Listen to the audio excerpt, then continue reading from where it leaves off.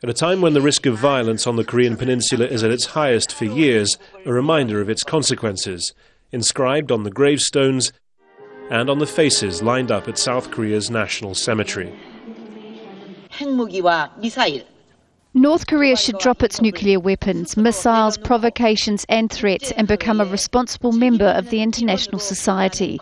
This is the only way the North can survive. It's 3 years to the day since the Navy ship Cheonan went down near the de facto maritime border off the west coast. A South Korean-led investigation blamed it on a North Korean torpedo strike. 46 sailors were killed. Among them, Park Dae-suk's son, Jung-hoon.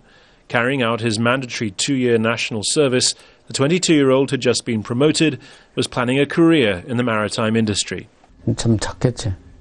He was such a good kid. He didn't talk much, but he showed it through his actions. He was like a friend to his mother. She still feels the void.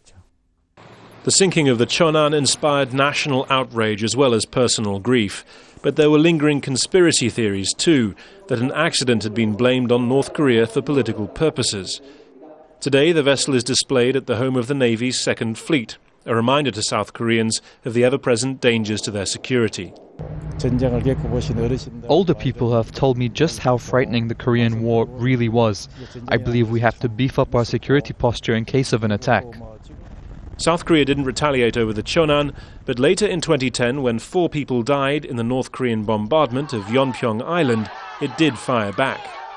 Then the retaliation was limited to an attack on the North Korean artillery units responsible. The fear is that now, with increasingly sharp rhetoric on both sides and a newly signed US commitment to back up any South Korean reaction to a North Korean provocation, the chances of an isolated clash leading to something more dangerous are higher than before. Of course, even an isolated clash can take dozens of lives and forever change hundreds more. Harry Fawcett, Al Jazeera, Daejeon, South Korea.